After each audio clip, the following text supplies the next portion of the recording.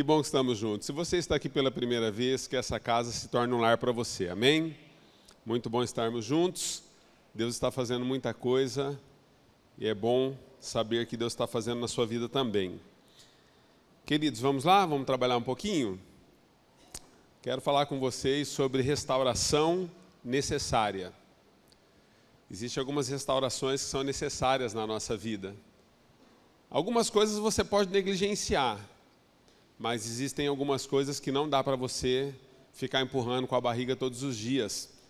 Existe um momento, cedo ou tarde, nós vamos ter que ter confrontos consigo, com outros, enfim, com o diabo. Às vezes, tentamos confrontar até Deus, né? Porque na nossa ignorância não entendemos algumas coisas. Mas a maioria das vezes que a gente bate frente com Deus, a gente perde. Você já percebeu isso? Nós nunca conseguimos.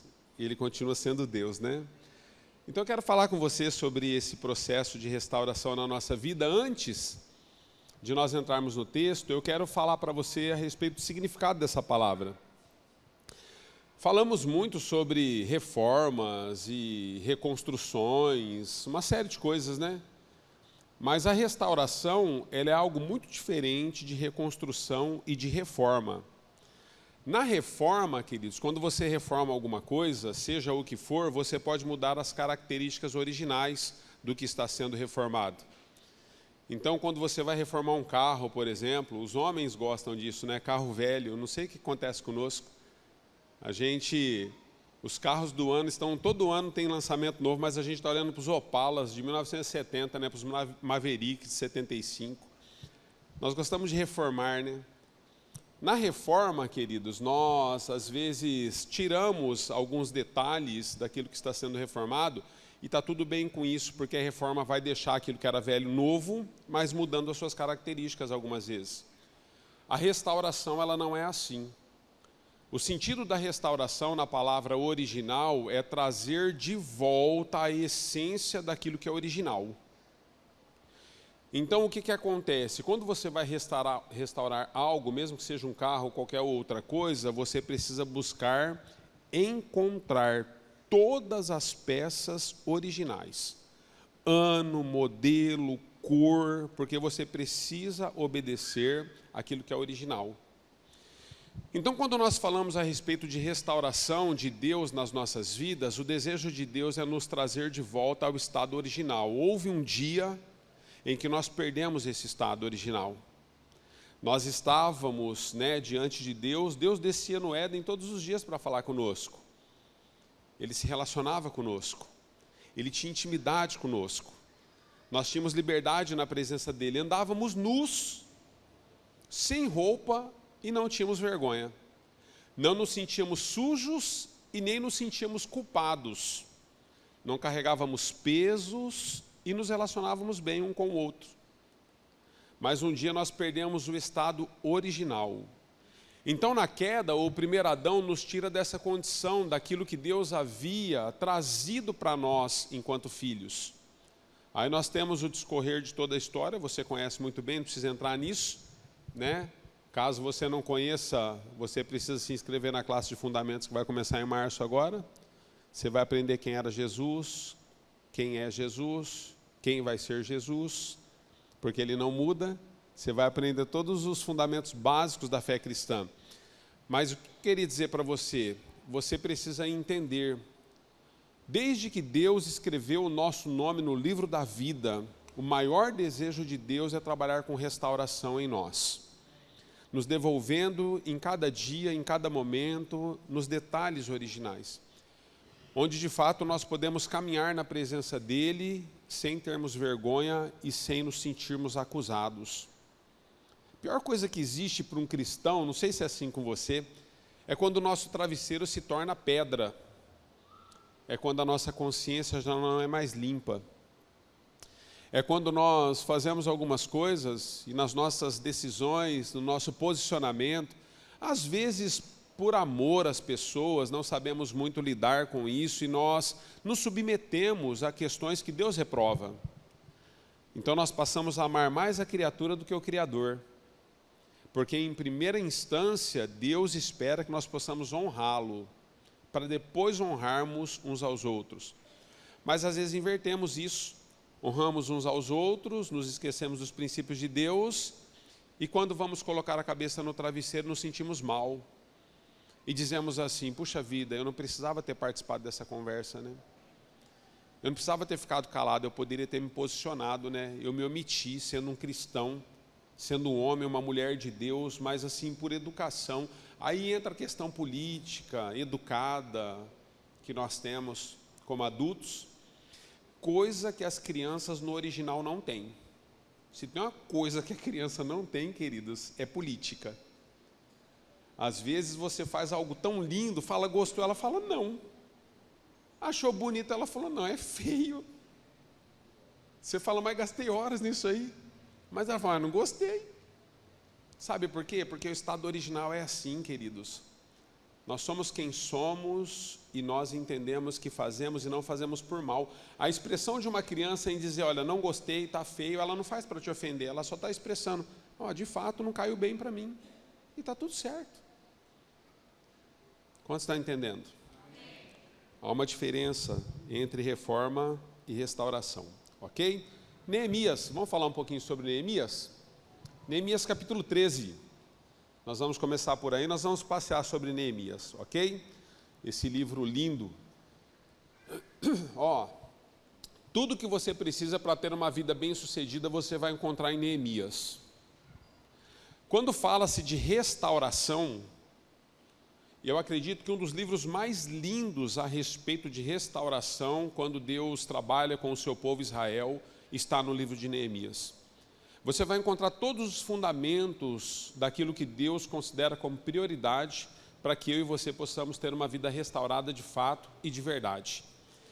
Nós às vezes não percebemos, né? Passamos por alguns livros assim meio corridos, mas não vai dar tempo, né? Mas de entrar em todas as coisas, mas eu quero trazer alguns detalhes desse livro para você, para que você possa entender o que Deus faz quando Ele restaura algo. Ele não reforma, Ele restaura. Ele nos coloca algumas observações. Então, começando aí pelo capítulo 13, verso 23 e 24, nós vamos partir desse ponto e vamos ver o que Deus nos dá hoje, em nome de Jesus. Neemias 13, 23 e 24. Amém, amém? Diz assim, olha, além disso, naqueles dias vi alguns judeus que se haviam casado com mulheres de Asdod, de Amon e de Moabe. A metade dos seus filhos falavam a língua de Asdod e a outra língua de um dos outros povos, e não sabiam falar a língua de Judá. Vamos entender um pouquinho, tá? Vamos trabalhar um pouquinho em cima desse texto. Deus está restaurando Israel. Ele não está reformando Israel, Ele está restaurando Israel. Israel, ele vem de um tempo de desobediência muito grande, e nesse período de desobediência, o povo recebe uma profecia, onde Deus levanta o profeta Jeremias. Jeremias é usado por Deus para dizer para o povo, olha, vocês vão se tornar cativos por 70 anos na Babilônia, vocês precisam aprender aquilo que Deus está fazendo. Podem construir casas lá, porque vai levar muito tempo esse período onde Deus deseja trabalhar com cada um de vocês, porque vocês não estão entendendo. A Bíblia diz então que quando Israel é levado como cativo, Israel fica por 70 anos debaixo dessa condição de cativeiro. Depois desse período de cativeiro, queridos, Deus deseja trazer o seu povo de volta e restaurar as coisas, os marcos, os princípios que se havia perdido na vida do povo. Deus havia dado algumas ordens, apesar de o povo estar cativo, falou, olha, tenho filhos e filhas, continuem a vida de vocês, não parem. Só que Deus dá alguns princípios e algumas ordens dizendo, olha, mas não se misturem com povos estranhos, porque se vocês se misturarem com os estrangeiros, vocês vão ter problemas futuros. Não deu outra. Eles se relacionavam com as mulheres de Moabe, com as mulheres de Asdod, de Amon, e eles começaram a ter filhos misturados debaixo daquilo que eles estão vivendo como cativos, num período onde Deus diz para eles, Não foi com essas palavras, mas dá para parafrasear ali com Provérbios capítulo 4. De tudo que você tem que guardar, guarda o teu coração. Porque é do teu coração que procede os caminhos para a vida eterna. Eu estou dizendo, guarda o coração de vocês. Vocês vão estar cativos, vocês podem construir casas, vocês podem ter filhos e filhos, mas guardem o coração, não se misturem. Porque se vocês se misturarem, é questão de tempo. Já ouviu essa palavra, essa frase de alguém? Quando alguém diz assim, olha, isso aí é questão de tempo. Cuidado com os caminhos, com as decisões que você está tomando. É questão de tempo. Aquilo que você semeia hoje certamente dará uma colheita, e às vezes nós não percebemos isso. Nós achamos que, olha, igreja, presta atenção no seguinte, no mundo espiritual não existe campo neutro. Na vida cotidiana, no mundo físico, às vezes você tem um campo neutro, você pode se omitir em relação a alguma coisa, você pode não participar de algo, você pode se isentar de algo. Você pode tomar decisões físicas no campo neutro. Por exemplo, nas eleições você tem que votar entre A e B, você pode se omitir e ficar no meio, você fala, ó, vou votar em branco, vou votar nulo. Não deveria ser o seu papel, porque a Bíblia diz que na omissão dos bons os maus governam, e a igreja foi levantada para colocar pessoas melhores nas posições de governo na terra e na cidade. Mas tudo bem, você pode se omitir. Às vezes, há uma discussão dentro da família, há uma discussão dentro do trabalho, há uma situação que você pode se omitir. Você fala, olha, eu não vou pôr a mão nisso. Eu desejo as batalhas que eu quero lutar. Então eu não vou entrar nessa guerra, essa guerra não tem nada a ver comigo. Mas deixa eu dizer para você, no mundo espiritual não existe campo neutro. Todas as vezes que você se omite no campo espiritual é porque você já escolheu um lado. Quando você não escolhe o que é correto, você já decidiu pelo que é ruim. O mundo espiritual é assim, não existe campo neutro. E o povo não está entendendo que Deus está dizendo, olha, não se misturem, porque certamente vocês vão ter problema futuro. Deus deseja restaurar o povo está saindo do cativeiro. E aí Deus traz uma palavra agora através de Neemias, seu profeta, dizendo o seguinte, presta atenção no que vocês fizeram. Vocês se misturaram com povos e mulheres estranhas e hoje a metade dos filhos de vocês não falam mais a língua de Judá. Os filhos, os adolescentes e os jovens daquela geração não falavam mais a língua e a cultura do povo de Israel. Queridos, quando nós estamos na igreja, quando nós estamos em casa, quando nós estamos no trabalho, quando nós permitimos que algumas coisas sorrateiras entrem naquilo que Deus está fazendo, nas nossas e através da nossa vida, e nós não damos uma atenção necessária para isso, haverá um momento que nós não vamos mais falar a mesma língua, é questão de tempo. As pessoas falam assim para mim, pastor, o senhor poderia nos ajudar com o nosso filho adolescente em casa? Está um problema, sabe por que está? Sabe por que esse problema se instalou dentro de casa? Porque não falamos mais a mesma língua. Os nossos filhos, quando pequenos, eles se submetem ao sim ou não, porque eles têm medo da cinta. Porque existe um momento na família, queridos, que é assim, manda quem pode, obedece quem tem juízo. Quem tem medo. Mas existe um outro momento na vida da família. Olha, adolescentes, eu lido com isso ao longo de anos dentro da igreja. Se existe alguma coisa que você precisa aprender hoje a respeito dos adolescentes, aprenda isso. Adolescente, ele vai aceitar tudo na vida, mas ele não vai aceitar a hipocrisia. Quando os jovens vão amadurecendo, eles já começam a ficar políticos também, já começa a estragar. Mas adolescente não aceita hipocrisia. Adolescente, ele nunca aceita você ser uma pessoa dentro da igreja e outra pessoa lá fora. Uma pessoa na igreja, outra pessoa em casa, porque os adolescentes, eles têm ojeriza disso. É por isso que eles são uma tribo meio diferente, meio separada. Eles são diferentes, os adolescentes. Aí a gente fala assim, é a idade da aborrecência. Nunca fale isso sobre o seu filho e sobre a sua filha. É a idade da adolescência, não é da aborrecência. Se nós não estamos conseguindo trabalhar com eles, é porque alguma coisa na nossa comunicação está trazendo ruídos. É quando nós não estamos mais conseguindo falar a mesma língua que a nossa família. Ou quando alguém da nossa casa não consegue mais falar a mesma língua que nós.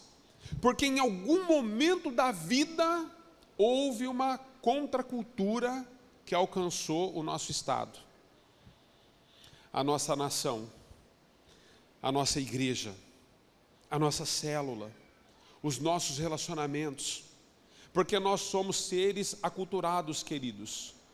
Existe uma facilidade enorme no ser humano em se aculturar com tudo aquilo que ele vai enfrentar pela frente. Deus nos deu isso. Você pega pessoas que mudam de nação para nação, você pega pessoas que mal sabiam a respeito daquela nação, depois de 3, 4 anos morando lá, elas estão dominando tudo. Estão dominando a língua, os costumes, a forma, os meios. Com 3 anos em outra nação, da qual sequer um dia ele tinha colocado os pés naquele lugar. Porque nós nos aculturamos com aquilo que nos alcança. Quantos já viram um camaleão? Ou pelo menos na televisão? O bicho fica de tudo quanto é cor. Conforme a ameaça, ele muda. Entende? Tem um ponto positivo nisso? Tem. Paulo nos ensina sobre a vida de camaleão. Ele falou assim, olha, eu me fiz de servo para ganhar os servos, me fiz de humilde para ganhar os humildes, me fiz de tolo para ganhar os tolos, para ver se eu ganhava pelo menos um. Paulo vai falando, eu me fiz de tudo para todos, para ver se eu conseguia ganhar pelo menos um para Cristo. O que Paulo está dizendo? Eu posso mudar de cor, mas eu não mudo os princípios. Presta atenção, queridos. O que nós estamos assistindo e vendo no relato de Neemias é que o povo se perdeu, porque eles não entenderam que eles poderiam estar em qualquer lugar que fosse, mas precisavam se manter íntegros diante daquilo que era a palavra e daquilo que era a promessa. Por que nós temos tantos problemas de relacionamentos, queridos? Tem problema lá na igreja, pastor? Só aqui? Aí é diferente, né? Rio de vida. O rio é de vida, né? Mas às vezes vem uns galhos assim no rio, né, pastor? Não vem? Vem os escombros lá. O que nós precisamos entender, amados? Quando nós estamos debaixo de uma palavra, se nós não atentarmos para a nossa comunicação, nós vamos colocar tudo que Deus confiou nas nossas mãos no chão. Nós vamos perder o melhor de Deus para a nossa vida, porque Deus não deseja reformar a sua igreja, Deus não deseja reformar a sua noiva, Deus não deseja passar uma maquiagem em nós como noivo para que nós possamos ficar mais bonitos, Deus não deseja passar um perfume em nós para que a gente esteja mais cheirosos.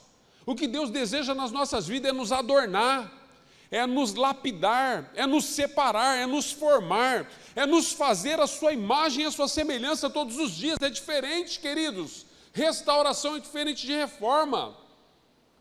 Às vezes, a gente usa até algumas brincadeiras, né? Porque nós falamos que nós somos madeiras de lei, madeiras de acácia, que Deus trabalhou, tirou os nó, e a gente acha que o fato de passar um óleo de peroba está tudo certo. Ei, Deus não quer passar um óleo de peroba em nós. Deus deseja nos revestir do seu ouro refinado, porque é assim que era a Arca da Aliança. Ela foi trabalhada toda de madeira, mas em último momento, Deus, depois de ter feito o seu trabalho lindo, através da mão dos seus artífices, Ele coloca ouro naquilo. Nós somos revestidos da sua glória, o Espírito Santo de Deus nos habita. A igreja não é qualquer coisa no mundo, a igreja é separada, existe uma linguagem do céu que nos governa, nós temos os pés no chão, mas a nossa cabeça está conectada nos céus, porque é isso que Deus nos deu. Deus está mudando os nossos passos, Deus está mudando a nossa linguagem, a nossa toada de caminhada, porque Deus está nos revestindo com o seu poder e com a sua glória. Não podemos nos esquecer, queridos, que todos os ruídos que são trazidos para dentro dos relacionamentos e daquilo que Deus nos deu, vão nos trazer prejuízo futuro. O oposto também é uma verdade. Quando Deus nos dá uma instrução e a gente se posiciona naquilo que Deus está fazendo, olha para a Torre de Babel. A Bíblia nos fala sobre a Torre de Babel. A Bíblia nos fala a respeito de que a linguagem do povo era uma só linguagem, um só pensamento, um só desejo, uma só vontade. A igreja tem um só Espírito, um só Senhor, uma só vocação. Se nós entendermos o que aconteceu na Torre de Babel e nós fluirmos debaixo do Espírito de Deus, para que nós possamos conquistar o que Deus nos deu, amados, eu tenho falado com vocês todos os dias. Nós tivemos uma entrega de jejum agora sexta-feira. Deus moveu-se poderosamente nesse lugar. Deixa eu dizer para você, Deus nos deu uma cidade, Presidente Prudente. Deu a comunidade, pastor? Não, Ele deu a sua igreja. A comunidade, a Rio de Vida, Louvor e Adoração e tantas outras igrejas boas que nós temos debaixo dos princípios, dos estatutos da palavra de Deus nessa cidade. Deus deu Presidente Prudente à igreja. Se Presidente Prudente não tem sido alcançado pelo poder do Espírito Santo e por aquilo que Deus deseja mover, é porque a igreja tem permitido que os seus adolescentes espirituais, os seus jovens espirituais, os seus filhos falem outras línguas. É por isso a importância do discipulado. Ensina a criança no caminho que ela deve andar e quando ela crescer jamais se desviará dele. Ou nós ensinamos a responsabilidade coletiva da igreja, ou nós compartilhamos aquilo que Deus está nos dando, ou nós não vamos falar a mesma língua para as conquistas que Deus nos deu. Não tem a ver com uma placa e com uma denominação, queridos. Tem a ver com uma cidade que Deus nos deu nas mãos. Eu falei com a galera aqui, você está perdendo as bênçãos. Eu nem sei onde você estava sexta-feira à noite, mas deveria estar aqui. Deveria estar aqui na entrega do jejum.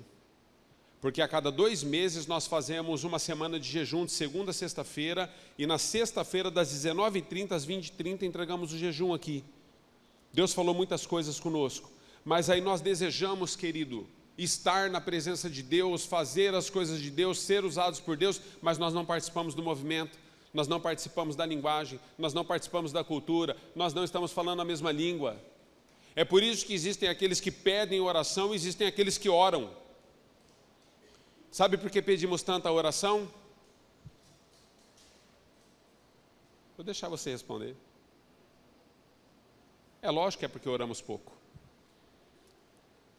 Porque quem desenvolve uma vida de oração, queridos, quem desenvolve uma vida de clamor, quem desenvolve uma vida de entrega, uma vida de jejum, quem desenvolve essas questões de disciplinas espirituais diante de Deus, pouco pede oração para outros.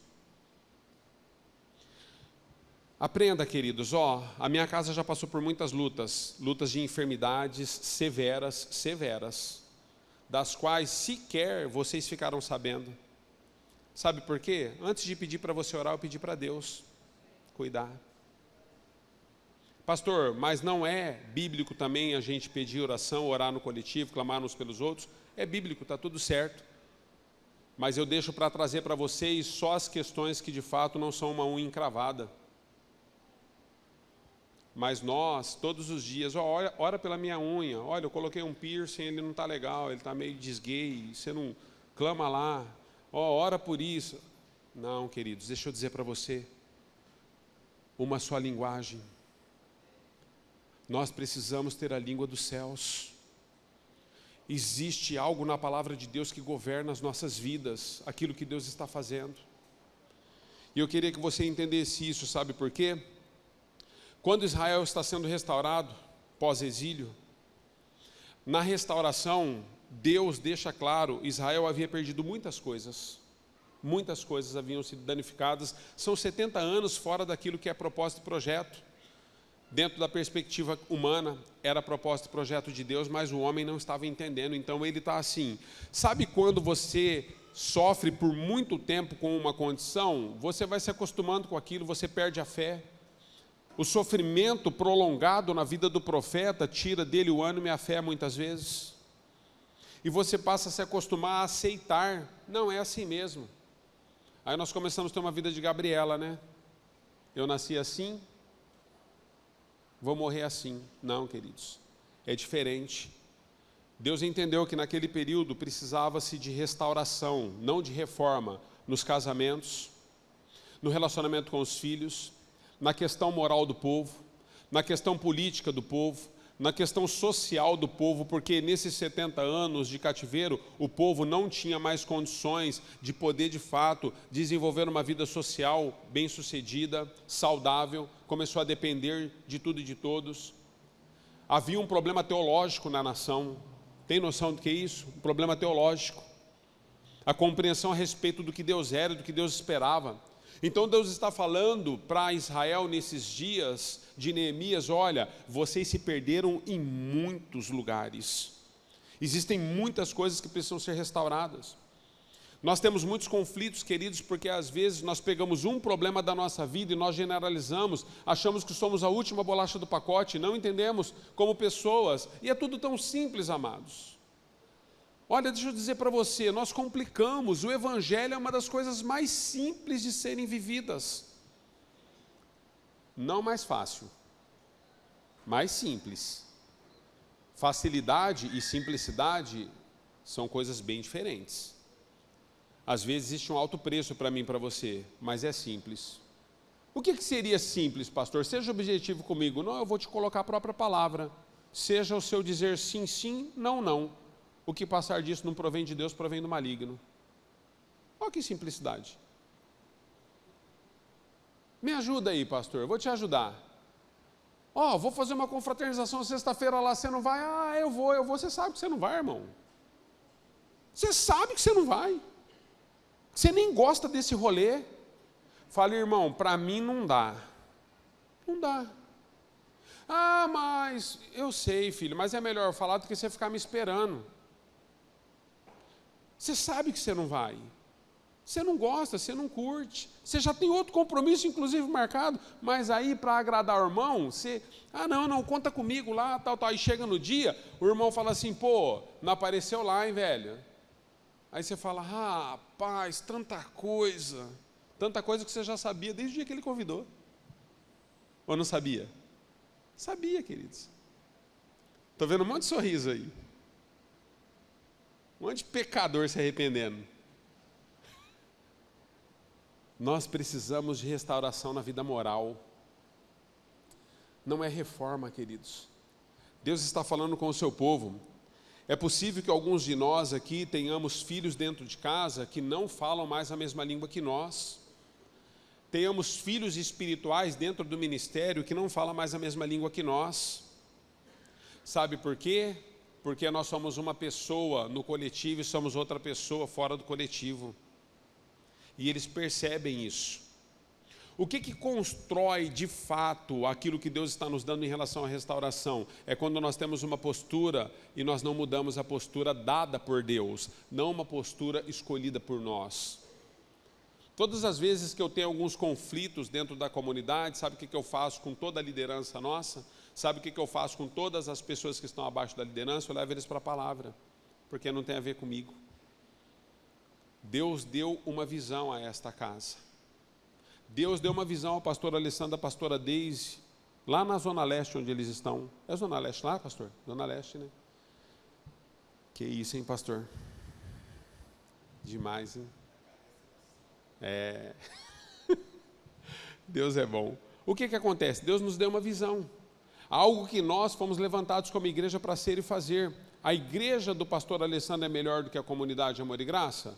A comunidade Amor e Graça é melhor do que a Rio de Vida? Não tem nada a ver com isso, queridos. Não existe melhor e pior. Existe uma identidade que Deus deu para uma igreja local, para um princípio muito bem definido.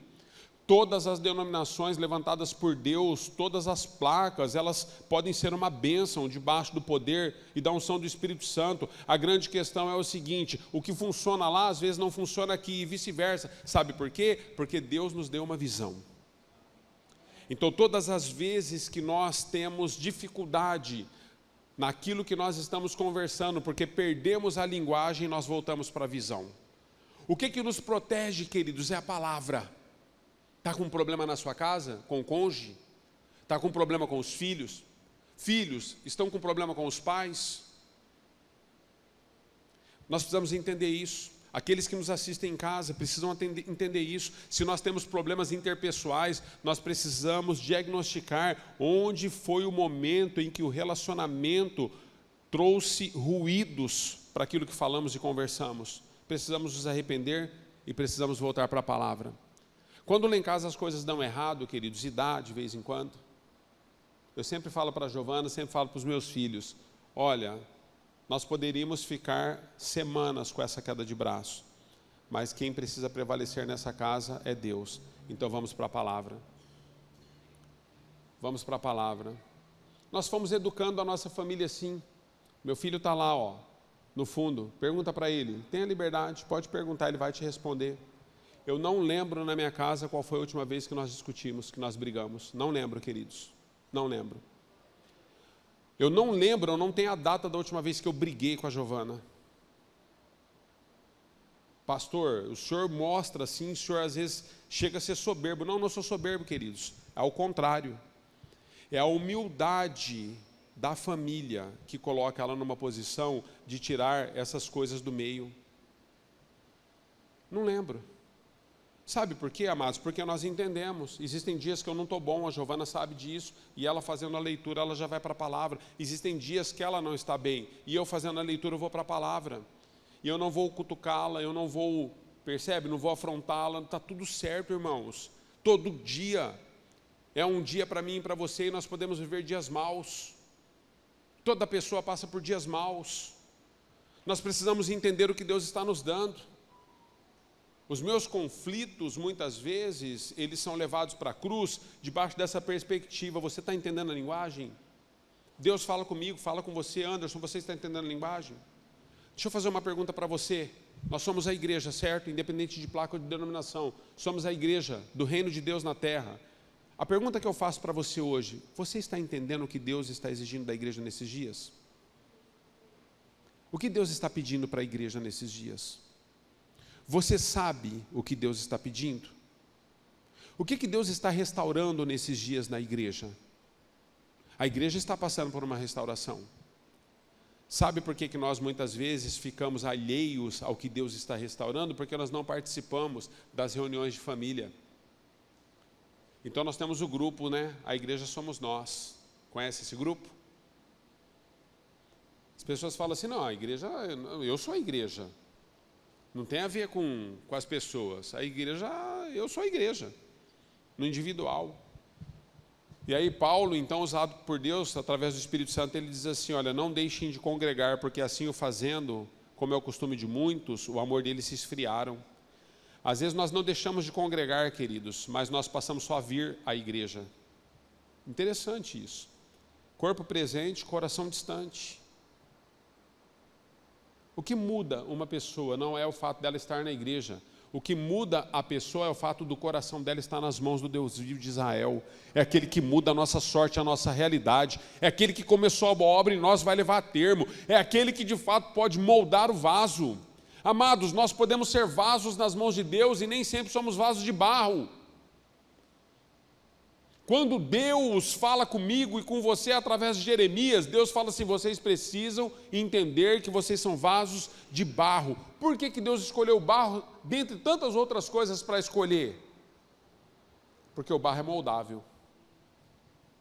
Deus está num trabalho intenso. Aliás, um dia questionaram Jesus a respeito disso, ele falou, meu pai trabalha até hoje. A gente nunca parou. Por que vocês querem descansar? O vosso descanso não está nessa terra.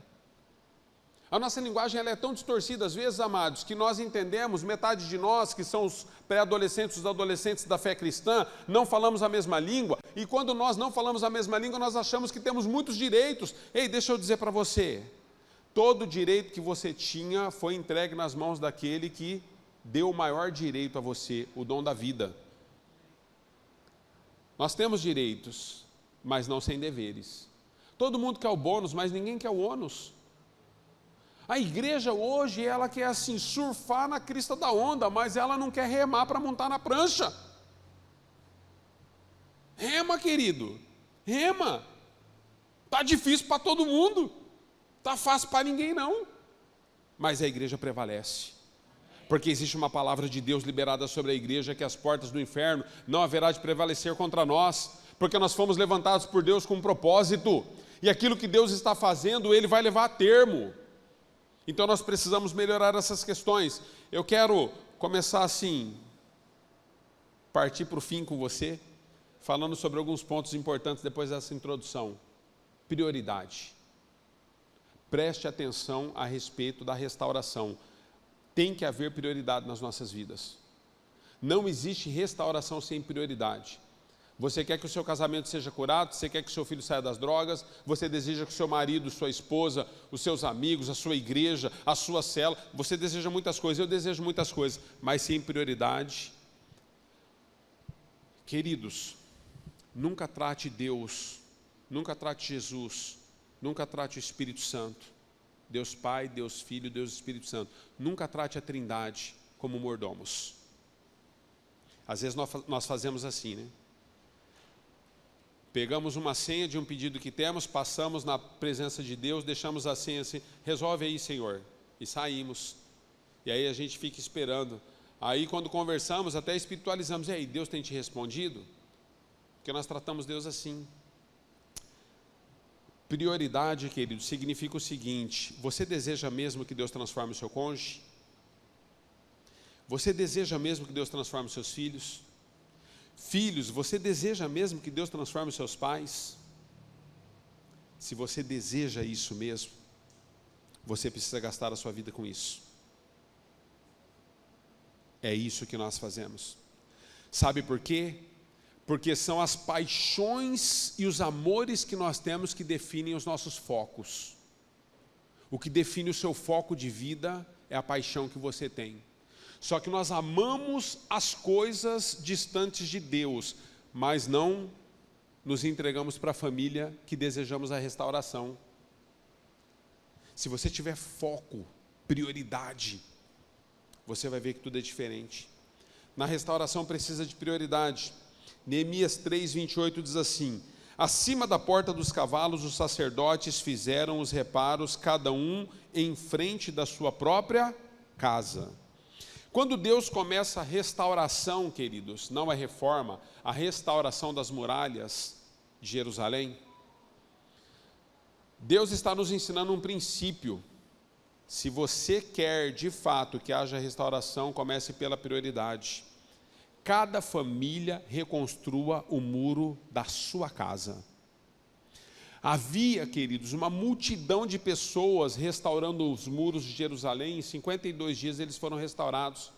Deus levanta Esdras e Neemias, que eram contemporâneos na época, para conduzir o povo debaixo dessa obra e da condução. Um muro naquela proporção, em 52 dias, Deus restaura. Sabe por quê? Porque cada família restaurou o seu muro.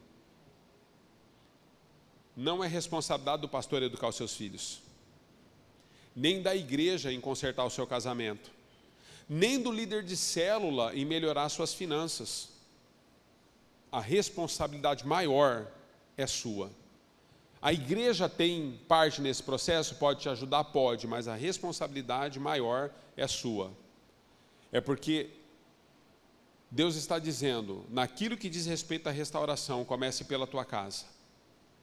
Você precisa voltar para casa, pai.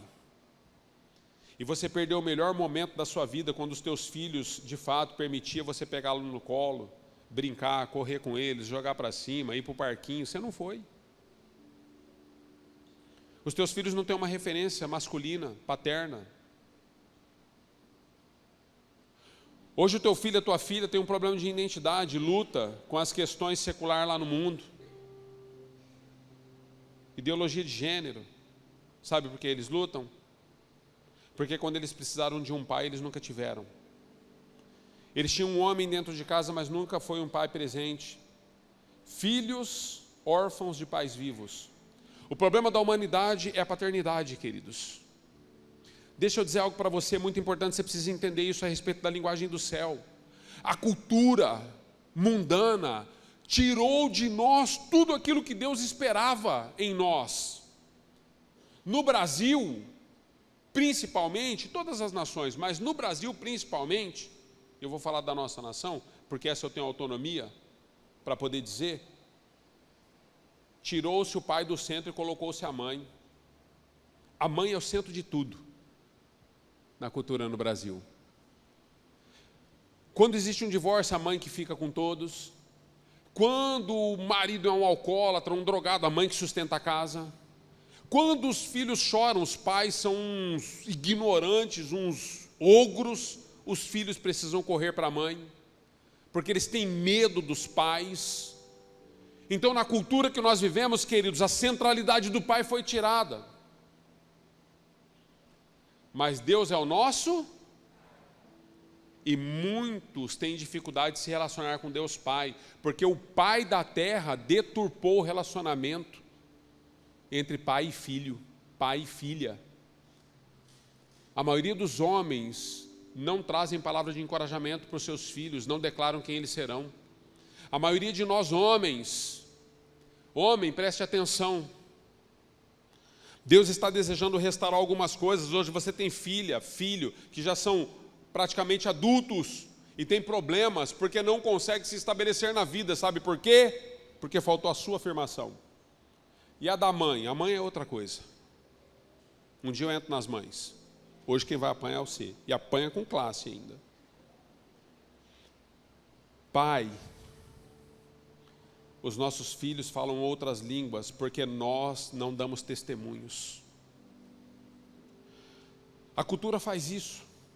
Ela rouba de nós aquilo que Deus nos deu, porque Deus, como nosso Pai, sempre desejou se relacionar conosco, mas a nossa cultura ensinou que a força está na mulher. Quando Deus está falando sobre prioridade comigo e com você, está dizendo, olha, cada um começou a restauração em casa, pelo seu próprio muro. Você, pai, não fez a lição de casa quando deveria ter feito. Então hoje o que Deus espera de você, mesmo que eles são grandes? Quebre todos os protocolos da sociedade, pula no pescoço delas, abraça, beija. Ah, não gosto de pegação, já estou com 25 anos, mas você é meu filho, vem cá. Filho, vamos para o cinema junto? Ah, vou com a minha namorada, não, vamos comigo. Abandona esse bagulho de namorada aí, tem tempo para tudo.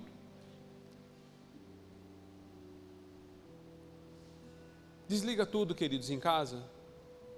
Põe o celular no silencioso, joga um colchão no chão, vai para a sala com os seus. Vai abraçar, vai beijar, vai curtir, vai falar o quanto eles são importantes para você. Eu tenho uma agenda louca, queridos. Eu estou saindo de férias agora, terça-feira, quantos podem dizer amém? Oh, glória a Deus, glória a Deus. Pastor também tira férias, os humanos, né? O bom pastor nunca tira. Mas deixa eu dizer para você, eu estou trabalhando 2 meses em fevereiro, né? Porque eu vou estar de férias, eu trouxe fevereiro para dentro de janeiro. Meu filho está aí, ó, eu tenho trabalhado cerca de 14 horas por dia nesses dias. Mas de vez em quando eu paro tudo, queridos. Eu pego ele, olha o tamanho dele lá filmando, olha o tamanho da criança lá, ó. Olha o tamanho. A gente se joga, queridos. A gente se joga. Porque a família é nosso bem maior. Nós não podemos deixar que uma outra cultura entre dentro da nossa casa, nós precisamos ter prioridade. Ninguém vai roubar. Prioridade é tudo para mim e para você, queridos. Segundo, sentimento. Na restauração precisa ter sentimento. Você não restaura as coisas sem que você esteja envolvido com aquilo que está sendo restaurado. Neemias capítulo 1, versículo 3 e 4 diz assim: e eles me responderam, aqueles que sobreviveram ao cativeiro e estão lá na província, passam por grande sofrimento e humilhação. O muro de Jerusalém foi derrubado e as suas portas foram destruídas pelo fogo. Então o profeta diz assim: quando eu ouvi essas coisas, sentei-me e chorei. Passei dias lamentando, jejuando e orando ao Deus dos céus. Amados, é impossível você saber que a sua família está sofrendo e você não chorar. Se você tem visto a sua família sofrer e você não tem chorado mais, alguma coisa está errada. A restauração passa pela sua entrega, pelo seu choro. Sexta-feira aqui, queridos, nós jejuávamos e orávamos por vocês, por nós, pela nossa cidade. Tudo que nos restou no finalzinho da entrega do jejum, antes de ir embora, foi lágrimas e prantos. Sabe por quê? Porque nós estamos envolvidos, nós temos sentimentos por aquilo que Deus está fazendo.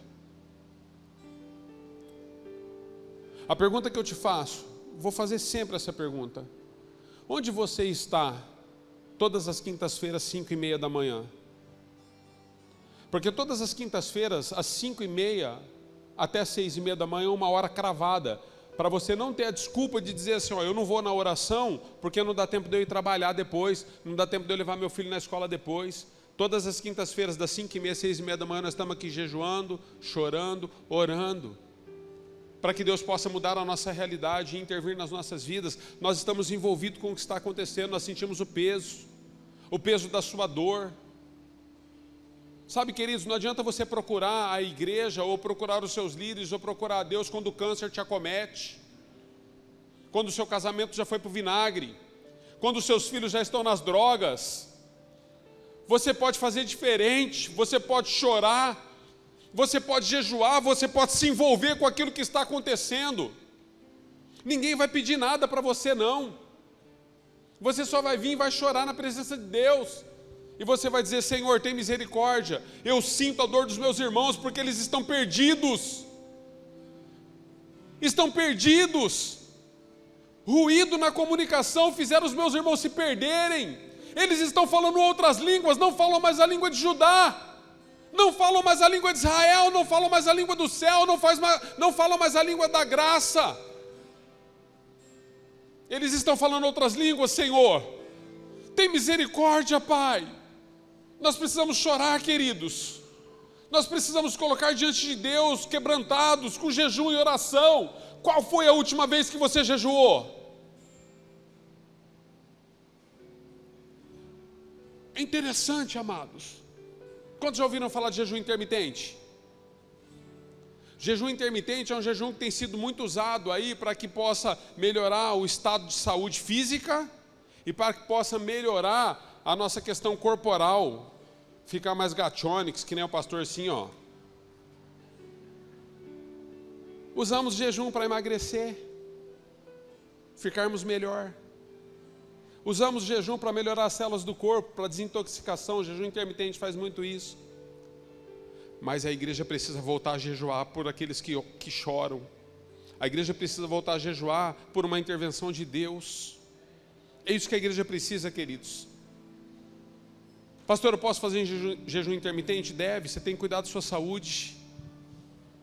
Mas quando você priorizar o jejum intermitente e nunca jejuar por uma causa que Deus confiou nas suas mãos, alguma coisa está errado. Não temos falado a mesma língua. Estamos falando outra língua, não é a língua do céu. Porque a língua do céu nos fala de um jejum que nos quebranta com boca no pó, para que Deus possa transformar a nossa existência. Então que haja sentimentos na sua vida em relação às restaurações. Outro ponto, estou acabando, sério, resistência. Se você deseja restauração em alguma área da sua vida, você precisa aprender o que é resistência. Neemias 4:1 diz assim: quando Sambalate soube que estávamos reconstruindo o muro, ficou furioso, ridicularizou os judeus. Todas as vezes que você começar uma restauração naquilo que Deus confiou nas suas mãos, o inimigo sempre vai mandar alguém para poder te desanimar no processo. Ele sempre vai falar para você que você não deve fazer isso, que você é antiquado, que isso aí é ultrapassado. Cara, você já lutou tanto por isso, você já fez o seu papel, hoje o cara já tem 20 anos, o que você vai fazer mais? Você não fez quando era pequeno, vai fazer agora depois de grande? Não, cara, mas é o seguinte, eu queria reatar com os meus filhos, mas você já perdeu tudo, cara, bola para frente, vira a chave. Sambalate faz isso. Sambalate vem e fala para você que não vale a pena. E a Bíblia diz assim, olha, Tiago, capítulo 4, verso 7, sujeitai-vos a Deus, resisti ao diabo, e ele fugirá de vós. Quando nós estamos num processo de restauração, a gente precisa ter resistência, mandar o inimigo embora. Todas as vezes que o inimigo falar assim para você, vai começar uma faculdade agora, você tem 45, você tem que olhar para ele e falar, mas com 50 eu vou ser um doutor? E sabe quantos doutores com 50 anos mudam as nações? Amados, nós precisamos resistir Sambalate, Tobias, enviados do diabo para nos desanimar. Quando olham para o nosso casamento que estamos tentando restaurar e eles dizem assim, mas ela já te feriu tanto, rapaz, não compensa mais não. Cara, quantas dores, você vai ficar debaixo desse jugo? Você vai falar, não, para trás de mim, Satanás. Eu creio que aquele que começou a boa obra é fiel para terminar, e Ele pode transformar todas as coisas, porque basta uma palavra do Senhor, tudo é mudado na sua vida. Basta uma palavra e os seus são libertos. Basta uma palavra e a cura chega.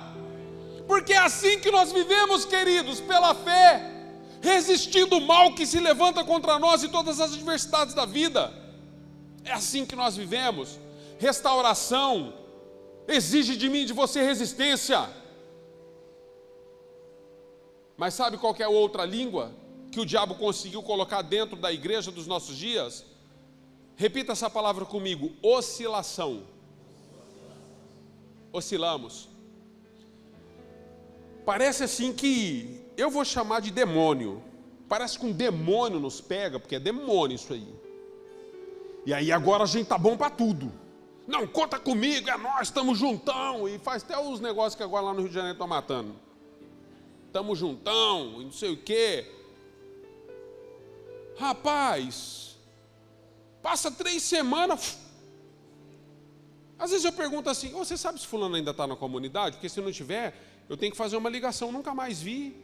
Mas ontem estava juntão. Entra em tudo e sai de tudo, é que nem ninja. Puf, fumacinha. Do jeito que entra, some. Ninja. Você já viu algum ninja? Quantos já viu um ninja? Então é porque ele existe. Porque o ninja não se mostra, né? Ele some. Queridos, deixa eu dizer para você, você precisa resistir. Você precisa ter resiliência. Você precisa se plantar naquilo que Deus confiou nas suas mãos, em meio a uma plantação de lentilhas, e falar assim: é de lentilha, é pouca, mas é minha. Aqui não. Aqui não.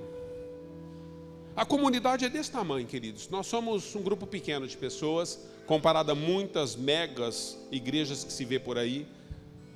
É pequena, mas é nossa. Deus nos colocou aqui para combatermos o inimigo lá fora todos os dias. E aqui dentro também. Por último, para parecer que está acabando, você ficar mais confortável comigo, se coloque em pé. A restauração vai exigir de você e de mim foco. Você precisa ter foco.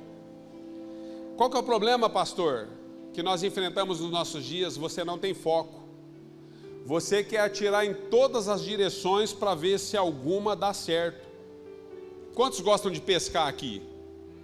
Também gosto. Sou apaixonado por pesca, amo. É o que eu mais gosto de fazer quando eu não estou pregando.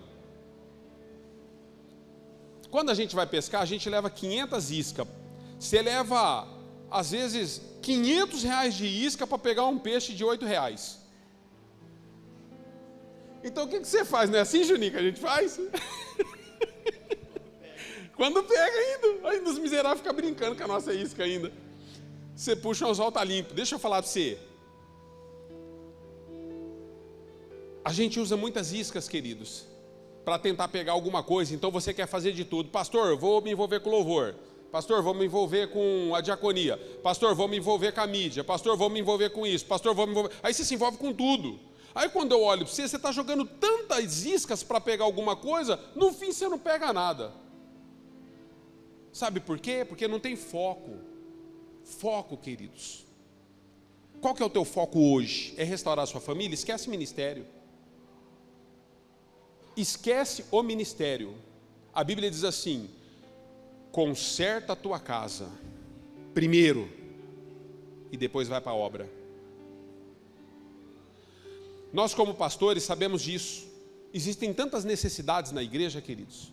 Eu queria que todos vocês estivessem servindo no ministério, mas se a sua família não está bem, fica aí onde você está, cuida da sua família, restaura ela, depois você vem servir.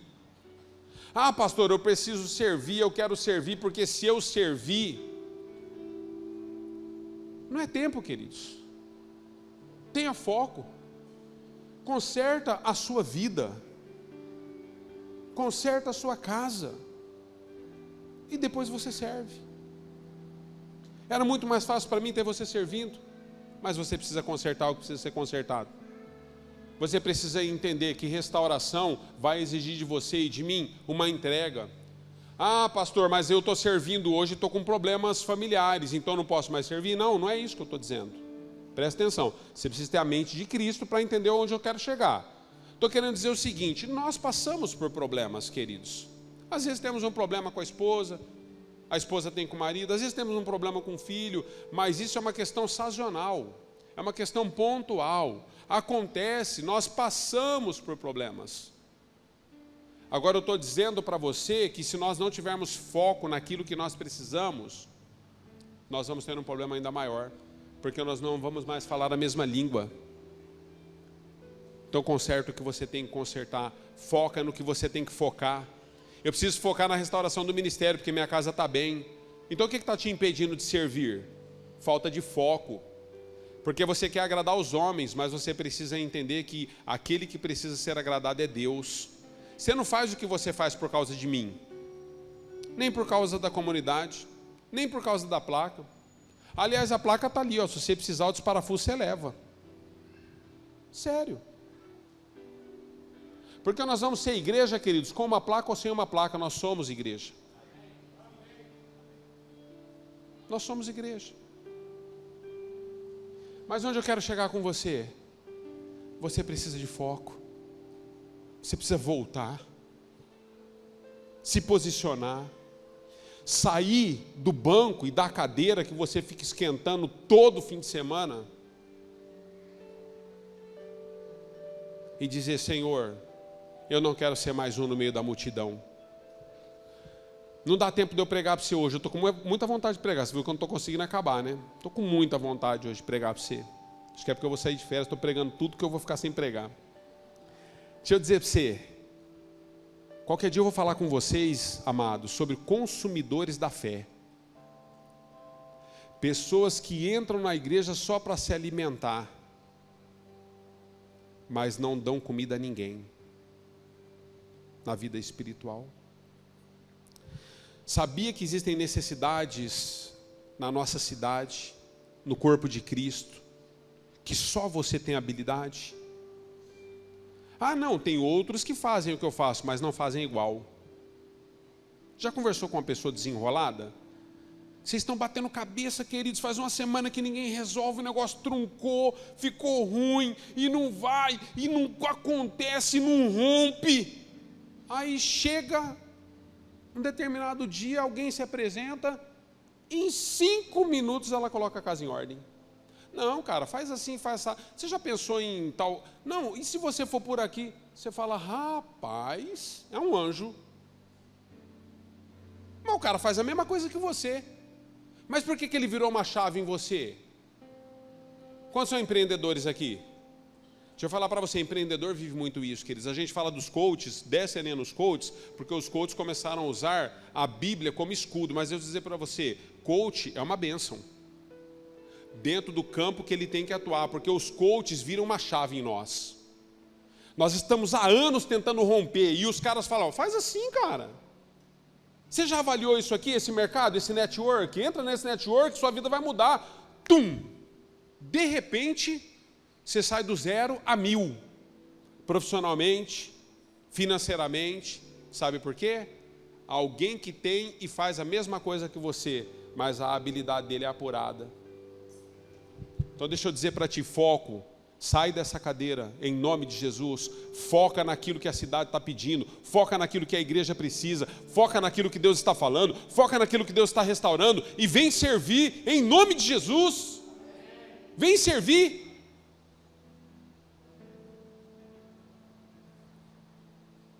Amo vocês. Do fundo do coração. Abra suas mãos, eu quero encerrar. Se você recebe essa palavra, eu queria que você, enquanto eu estiver orando por você, você pudesse dizer, Senhor, eis-me aqui. Pai, eu quero orar por uma restauração na vida da igreja, pelas nossas vidas. Nós estamos terminando a primeira sessão, primeira celebração. E nessa primeira celebração do dia, Senhor, nós queremos declarar sobre a vida dos teus filhos. Que os teus filhos possam de fato, Senhor, ser transformados em restauração, não em reforma. Que eles possam sair daqui hoje, Senhor, eles possam decidir com foco, com prioridade, com resistência, Senhor. Eles possam decidir no nome de Jesus, se envolver com a Tua linguagem. Que eles não falem, Senhor, a linguagem de deuses estranhos, mas que eles possam falar a língua do Teu Espírito sobre todas as coisas. Nessa hora eu quero abençoar os Teus filhos e quero declarar que nós somos uma igreja forte. Então nós liberamos eles debaixo dessa unção e dessa graça, dizendo aos Teus filhos que o Senhor te abençoe e te guarde. Que o Senhor resplandeça o rosto dele sobre ti, que Ele te dê a paz que o mundo não pode te dar. E ao sair desta casa, nesta manhã, você possa ser completamente transformado. Deus dê a você uma excelente semana de vitória. E você possa ser um restaurador, uma restauradora. No nome de Jesus, a igreja diz amém e amém. Amém, queridos. Deus abençoe vocês.